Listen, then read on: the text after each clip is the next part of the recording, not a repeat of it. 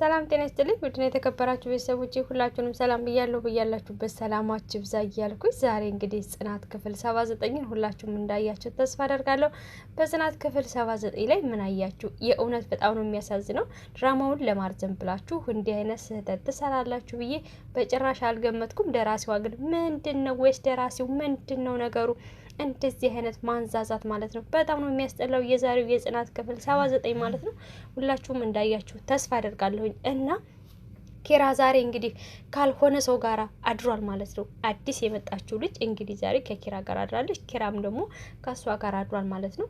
እንግዲህ ይሄን ያደረገው ደግሞ ቅዱስ ነው ማለት ነው። ቅዱስ እንግዲህ ኪራ ወዳለበት ደውሎ ሳይሆን ልጅቷ ናት እንግዲህ ችግር ደርሶበታል ብላ የደወለችለት ለኪራ ማለት ነው። ለኪራ ቅዱስ ችግር ደርሶበታልና ከሰው ተጣልቷል ብለው ነው የመጣው ኪራ ማለት ነው። ኪራ እንግዲህ ከመጣ በኋላ ቅዱስ ደግሞ እንግዲህ የለም ማለት ነው። ከልጅቷ ጋር ትቶ ሄዷል። ኪራም እንግዲህ ከመጠጥ ጋራ ያው ታውቃላችሁ፣ ኪራና መጠጥ ከተገናኙ መመላለሻ የላቸው ማለት ነው። ኪራም በመጠጥ ምክንያት ጠጥቶ ወደ አልሆነ ቦታ ተገፋፍቶ ሄዷል ማለት ነው። ይሄን ለምን እንደዚህ ያደረገ ይመስላችኋል? ይሄንንስ አዲሷን ልጅ እንደዚህ የተላከችው ከየት መታ ነው? እውነቴን ነው የምላችሁ ቅዱስ ተበድያለሁ፣ ተጎድቻለሁ፣ ተገፍቻለሁ። እኔ እንደ ስሜ ቅዱስ ሳልሆን እርኩስ ነኝ፣ ስራዬ የቅዱስ ስራ አይደለም እያለ ሲል ነበረ ከዚህ በፊት ከንግግሩ ማለት ነውና ይመስለኛል እውነት ቅዱስ የተገፋ የተበደለ የተቸገረ ሳይሆን ከቤት እየተላከ ነው የሚመስለኝና እችም አዲሷ ልጅ ከቤት እየተላከች ነው የሚመስለኝ። ምክንያቱም ከዚህ በፊት ቤቲ በተደጋጋሚ የኪራንና የጽናትን አብሮ መሆን የማትፈልግ ልጅ ነች። በጣም ብዙ ሄዳለች፣ ብዙ ነገር ተራምዳለች ማለት ነውና አሁንም ደግሞ ኪራና ጽናት አንድ ላይ ሆነው የራሳቸውን ህይወት ሊመሩ ሲሉ አሁን ላይ ደግሞ ልጅቷ መታ ከኪራ ጋር እንግዲህ አድራለች ማለት ነው። ነገ ጠዋት ደግሞ አረገዝኩትልና ሌላ መዘዝ ይመጣል ማለት ነው። እውነቴን ነው የምላችሁ። በዚህ ላይ ጽናት በጣም አሳዘነችኝ። ይሄን ድራማ ሁላችንም ለማየት እንደምንጓጓ ሁላችንም እንደምንጠብቀው እየሄደልን አይደለም። እኛ የኪራንና የጽናትን ጽናት አርግዛ ትወልዳለች ብለን ስንጠብቅ ጭራሽ ደግሞ ኪራ ከሌላ ሰው ጋር ሄዶ ማደሩ ማለት ነው።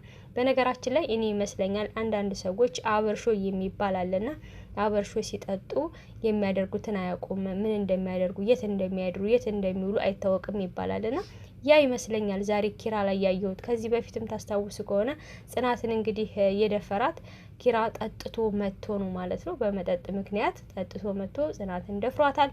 አሁንም ደግሞ እንግዲህ ጠጥቶ ከዚች አዲስ ከመጣችሁ ጋራ አድሯል ማለት ነው። ይሄ መጠጥ የማያደርገው ነገር የለም። እጅግ በጣም የሚያስጠላ ስራ ነው የሰራኸው ኪራ። ከማይጠበቅ ቦታ ተገኝተሃል። የእውነት በጣም በጣም ነው የሚያስጠላው ይሄ ዲራማ ማለት ነው። አሁን ለማንኛውም ቅዱስ እንዴት ነው ግን መርጦ ከሁሉም ኪራን የጠራው ማለት ነው? እንዴት ኪራን ብቻ ሊጠራ ቻለ? ክብሮ ምን አልጠራም? ናሆሜ ምን አልጠራም? በጣም አጠያቂ ነገር ነው። እውነቴን ነው የምላችሁ። በጣም ማለት ነው። ለማንኛውም እንግዲህ ሰንዬና ክብሮም አንድ ላይ ሆኑልን ብለን ተስፋ እናደርጋለን። ተጣመሩ እናንተ። የኪራንና የጽናት ነገር አብስሎናል።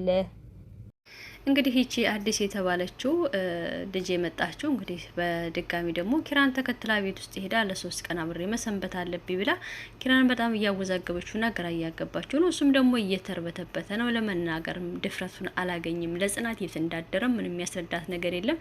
ብቻ ግን በጣም አስቸኳይና አስጨናቂ ነገር ውስጥ እንደገባ የሚያሳብቅ ነው ፊቱ ላይ የሚታየው ነገር። በጣም ግራ ተጋብቷል። ወደ ፈጣሪውም እባክህ አምላኬ ይቅር በለኝ በቃ በለኝ እያለ ነው። አንዳንድ ጊዜ መጠጥ የሚያበዙ ሰዎችና ይሄ አበርሾ ችግር ያለባቸው ሰዎች የሚያደርጉትን ነገር አያውቁም። ከሆነ ነገሩ ከተከናወነ በኋላ ነው የሚገባቸው ማለት ነው። እንግዲህ ጽናት ሌላ ደግሞ 3ኛ ቁስል ይዞባት እየመጣ ነው ኪራ ማለት ነው። ካለፈው ስህተቱ የማይማር ለዚህም ድርጊት ደግሞ የዳረገው እንግዲህ ተበድያለሁ፣ ተገፍቻለሁ፣ ቤተሰቦችንም አልቀበርኩም የሚለው ቅዱስ ነው ማለት ነው።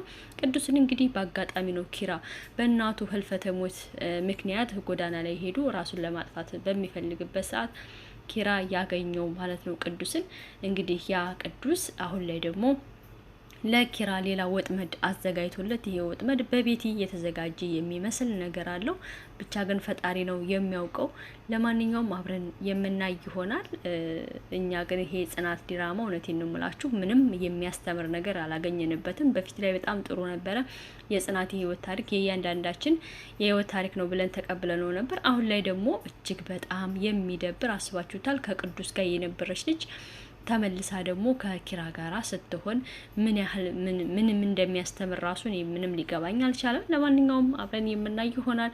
ግን ካራክተሩን ብታስተካከሉት እጅግ በጣም ደስ ይላል። ምክንያቱም እናንተ ረዘም እንዲልላችሁ ስለምፈልጋችሁ ይመስለኛል። በዚህ ልክ ደግሞ ተንዛዛና የተመልካችንን ክብር የሚያሳጣ ነገር ለተመልካችም ክብር የሌለው ይመስላል ማለት ነው። ለማንኛውም ከልብ አመሰግናለሁ። መልካም ጊዜ። ሁላችሁም ሀሳብ አስተያየታችሁን መስጠት ትችላላችሁ።